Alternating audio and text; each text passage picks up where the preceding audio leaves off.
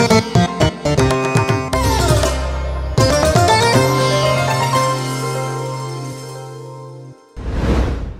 প্রিয়জনেরা, প্রভু যীশু খ্রিস্টের নামে সকলকে জানাই অভিনন্দন।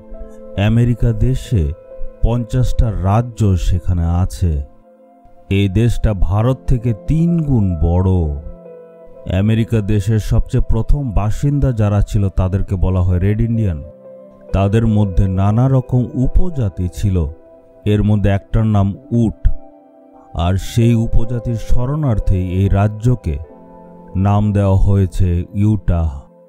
আর সেই রেড ইন্ডিয়ান জাতিদের স্মরণ করার জন্য মূর্তি বানিয়েছে, আর তাদের শরণার্থে এই জায়গাটার নাম হয়েছে ইউটাহ।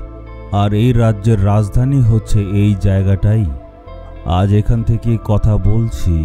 1914 সনে এই বড় বড় বিল্ডিং ওরা বানিয়েছে। এই পাহাড়গুলোর মধ্যে যে গ্রানাইট পাওয়া যায় সেগুলি দিয়েই এই বিল্ডিংটা বানানো হয়েছে। এই দেশটা খুবই সমৃদ্ধশীল। চলুন ঈশ্বরের বাক্যর দিকে ধ্যান দেই। আমরা দেখব 2 শমূয়েলের 7 অধ্যায়ের 29 পদ। তুমি হে সর্বভৌম সদাপ্রভু এ কথা বলেছ, ও তোমার আশীর্বাদেই তোমার দাসের বংশ চিরতরে আশীর্বাদ যুক্ত হবে।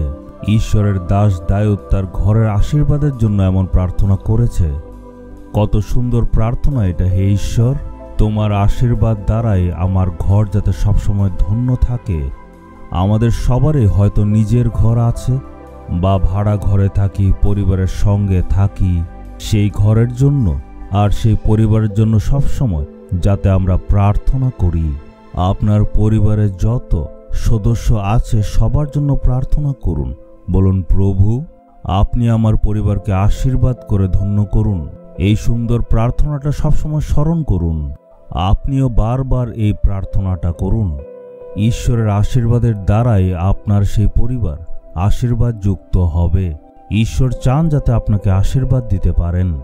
আশীর্বাদ তো অনেক রকম আছে, কিন্তু আমাদের মনে রাখতে হবে সবচেয়ে প্রথমে সুরক্ষার দরকার। যে কোনো বিল্ডিং বানানোর আগে কি করা হয় জানেন? সবচেয়ে আগে একটা চারদিকে সীমানা করা হয়, মানে ঘর আর পরিবার যাতে সুরক্ষিত থাকে। একইভাবে ঈশ্বর থেকে আসা সুরক্ষা আমাদের পরিবারের জন্য দরকার। এর কারণ হচ্ছে এই পৃথিবীতে চারদিকে নানা রকমের বিপদ দেখা দেয়। সব রকম বিপদ থেকে ঈশ্বর আমাদেরকে সুরক্ষিত রাখেন। আমাদের জীবনের সুরক্ষা দরকার, এটাও আশীর্বাদ। ইয়োবের ইতিহাস যখন আমরা পড়ি, আমরা দেখি যে ঈশ্বর ইয়োবকে, তার পরিবারকে, ধন সম্পত্তিকে সুরক্ষিত রেখেছিলেন। আপনি যখন এই প্রার্থনা করেন, ঈশ্বরকে বলুন, হে পিতা, আপনার সুরক্ষা আমার পরিবারে আর আমার ঘরে সব সময় থাকুক। ঈশ্বর থেকে আসা দ্বিতীয় আশীর্বাদ হলো ঈশ্বর থেকে আসা যে শান্তি। বাড়িতে সবার মধ্যে শান্তির প্রয়োজন।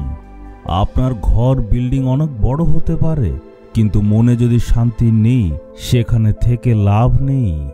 তাই পরিবারের সব সদস্যদের মধ্যে, মা, বাবা, ছেলে, মেয়ে, ঠাম্মা, দাদু, সবার মধ্যে একটা শান্তির প্রয়োজন। পরিবার যাতে স্বর্গের মতো হয়। অনেক লোকেরা বলে যে আমার ঘরে ফিরে যেতে একদম ভালো লাগে না, তাদের ঘরটা নরকের মতো। এমন যাতে না হয়। আমাদের যাতে এমন মনে হয় যে আমি ঘরে যেতে চাই, ঘরে গেলে কত শান্তি, আমার ঘরে কত আনন্দ আর শান্তি আছে, আমার ঘরে যিশুর উপস্থিতি আছে, এমন যাতে বলি। এটা ঈশ্বর থেকে আসা আশীর্বাদ।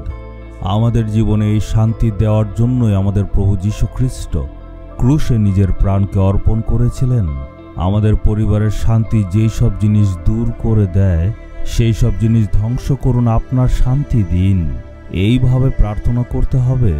আমাদের বলতে হবে, প্রভু আপনার আশীর্বাদে আমার পরিবার আশীর্বাদ যুক্ত হবে। এমনভাবে প্রার্থনা করতে হবে।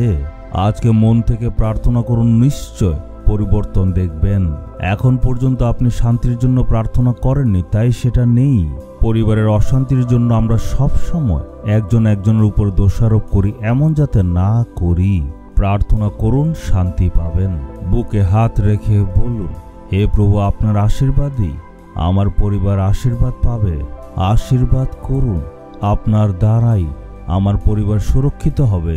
যেই সব অশান্তির জিনিস শয়তান নিয়ে আসে, আজকে যিশুর নামে ধ্বংস করুন। এই প্রার্থনা আমি প্রভু যীশু খ্রিস্টের নামে চাইলাম। Amen, amen.